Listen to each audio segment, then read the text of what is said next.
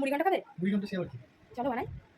মুড়ি ঘন্ট কি? চলো দেখি। চলো। এইসব দিয়ে হয়? চাল হ্যাঁ আর মাছের মাথা দিয়ে? হ্যাঁ ইস সালা। ঠিক আছে, চলো শুরু করি। তো প্রথমে এখানে মাছের মাথাগুলোকে আমি লবণ হলুদ দিয়ে মাখিয়ে নিচ্ছিলাম। তারপরে কড়াইতে তেল দিয়ে তেলটা গরম হয়ে গেলেই আমরা মাছের মাথাগুলোকে ভেজে নেব খুব ভালো করে। তো এখানে মাছের মাথাগুলো আমি একটা একটা করে দিয়ে দিচ্ছিলাম। এই যে মাছের মাথাগুলো এবার ভাজা হয়ে গেল। এবার এই মাথাগুলোকে আমি তুলে নেব।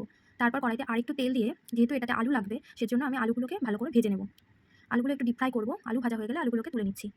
তারপরে তেলের মধ্যে আমি গোটা গরম মশলা ফোড়ন দিচ্ছি। গোটা গরম মশলাগুলোকে একটু থেতো করে নেব, নিয়ে ফোড়ন দেবো, তাহলে ফ্লেভারটা খুব ভালো আসবে। এবার এর মধ্যে আমি আগে থেকে চিড়ে রাখা কাঁচা লঙ্কা দিয়ে দেবো তেলে। কাঁচা লঙ্কাটা একটু ভাজা ভাজা হলে তার মধ্যে আগে থেকে কুচনো পেঁয়াজগুলো আমি দিয়ে দেবো। এবার পেঁয়াজটা খুব ভালো ভাজা ভাজা হয়ে গেলে আমি 2 চামচ আদা রসুনের পেস্ট এখানে দিয়ে দেবো। খুব বেশি পেস্ট দেওয়ার দরকার নেই, তাতে অতটা ভালো লাগবে না। এখানে মশলাটা খুব হালকা পরিমাণ হয়। এখানে আমি 2 চামচ জিরের গুঁড়ো আর 1 চামচ গরম মশলার গুঁড়ো দিচ্ছি। দিয়ে এটাকে ভালো করে আবার একটু কষিয়ে নেব। মশলা থেকে কাঁচা গন্ধ ছেড়ে যাওয়া অবধি মশলাটা কষাবো। তারপরে হলুদ দিয়ে আর একটু লবণ, স্বাদমতো লবণ দিয়ে এটা মশলাটাকে আরেকটু কষাবো। তারপরে আমরা আগে থেকে ভেজে রাখা যে আলুগুলো সেগুলো দিয়ে দেবো। আলুর সঙ্গে মশলাটা ভালো করে মিশে গেলে আগে থেকে ধুয়ে রাখা গোবিন্দভোগ চাল, যেটা জল ছড়িয়ে রেখেছিলাম, সেটা দিয়ে দিচ্ছি। দিয়ে এবার গোটাটাই মশলার সঙ্গে আমরা ভালো করে মিশিয়ে নেব। ভালো করে মেশানো হয়ে গেলে আগে থেকে গরম করে রাখা গরম জলটাকে আমরা এর মধ্যে দিয়ে দিচ্ছি। জলটা অবশ্যই গরম দিতে হবে যাতে পোলাওটা ঝরঝরে হয়।